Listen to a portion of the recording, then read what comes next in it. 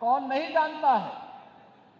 1990 से 2005 तक बिहार का जंगल राज और परिवारवाद आपने देखा होगा। कौन वे लोग थे जिन्होंने बिहार की ज्ञान भूमि को, बिहार की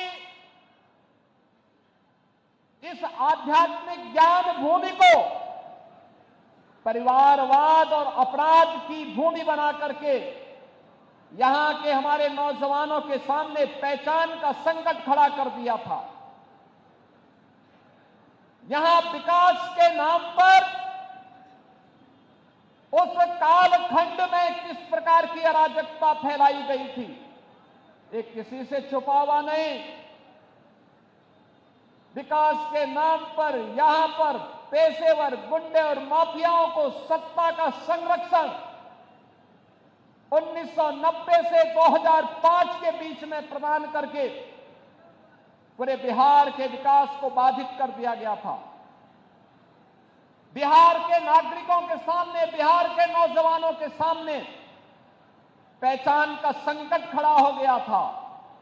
हर वह व्यक्ति बिहार से प्लान कर रहा था जिसके मन में एक भाव था बिहार के बारे में कुछ करने की, बिहार को आगे बढ़ाने की और बिहार की अपनी उस परंपरा को जिसने कभी भारत को नेतृत्व दिया था, भारत के स्वर्ण युग को लाने का अवसर जिस बिहार ने दिया था, अपने पूर्वजों की स्थापना को पुनर्स्थापित करने का जो जज्बा था, उस जज्बे को उस कालखंड में किस प्रकार से रौंदने का काम हुआ था, यह किसी से छुपा हुआ नहीं। और इसीलिए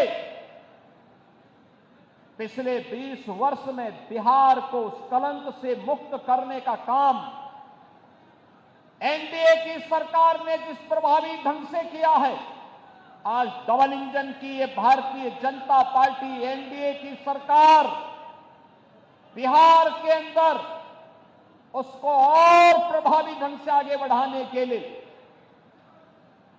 इस चुनाव में फिर से बिहार वासियों का आह्वान करने के लिए आई है। बहनों और भाइयों, अब बिहार में यहां के विकास को कोई बाधित नहीं कर सकता। यहां अपराध